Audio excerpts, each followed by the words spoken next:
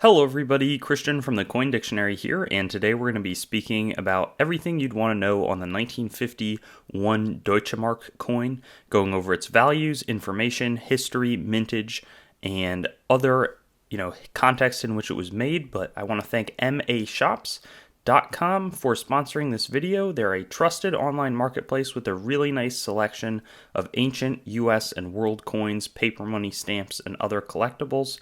And I would go over to their website to visit and see their collection and what they offer after this video. But in terms of the coin in front of us, it has the German eagle. We'll start with the design that's reminiscent of the German Empire eagles found in the 1870s to 1910s or so, prior to World War I. It says Bundesrepublik Deutschland, the Federal Republic of Germany or West Germany, and the D mint mark is going to stand for Munich. There's a few different mint marks. We'll get into that later. On this side, we have oak branches, which sort of symbolize the rebirth. It's more prominent on some of the smaller denominations, but of Germany after World War II. You can see 1950, so this would be right in the formation of the West German Deutsche Mark, which would run from 1948 to 2001. This was the first year that they produced the 1 Deutsche Mark coins, and they would run until 2001, until they were demonetized and switched over to the euro at a rate of 1.95 marks to 1 euro. So this is worth about, 50 euro cents or so. Maybe slightly more, 52 or so.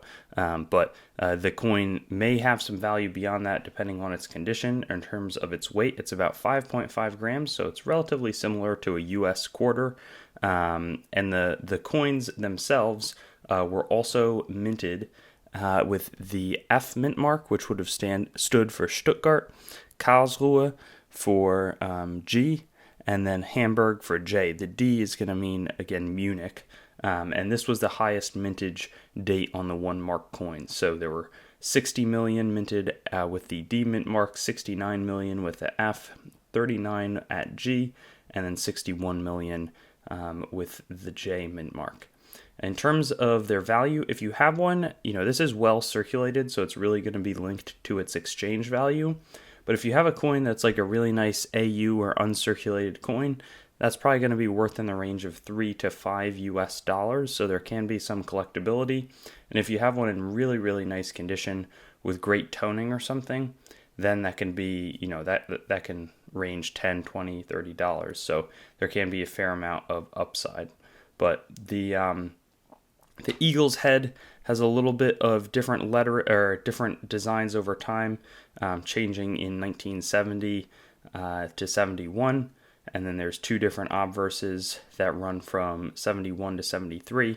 There's a type D for 1974, but then the type C goes all the way from 1971 to 2001, where it sort of just depends on the eagle's head. It's not going to be different for value, and I'm not going to go into them too much because these are all type A in 1950. But there's also a little bit of sort of design around the edge, possibly for anti-counterfeiting.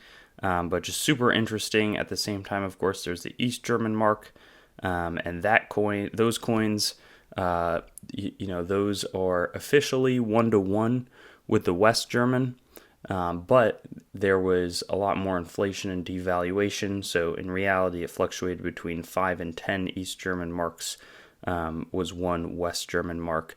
But if you visited, they would force you to exchange 25 West German for 25 East German as a way to basically charge people for, going around and being in their country. Obviously, that was the Soviet bloc, so it was a tough situation. But that brings us to the end of this video. Nothing crazy, but there are definitely a ton of these out there. So hope that you got a good picture for what these coins represent. Thanks for watching the video. My name's Christian, and I own The Coin Dictionary, and I'd also encourage you to visit us at our website, thecoindictionary.com, and on Instagram at thecoindictionary. And I'd also like to draw your attention to some other helpful coin resources, such as my other YouTube channel, Treasure Town, which does more in-depth videos about coins and collectibles, as well as some resources like coinmeltprice.com, which shows up-to-date precious metals pricing, as well as the melt values of the coins that you own. coinsmetalscards.com, which will both be a marketplace and a news source for coins, metals, and cards, as the name suggests, as well as whatsthegrade.com, which will develop into a stickering service for already graded collectibles. Have a great day, and I hope to see you on some of our other videos.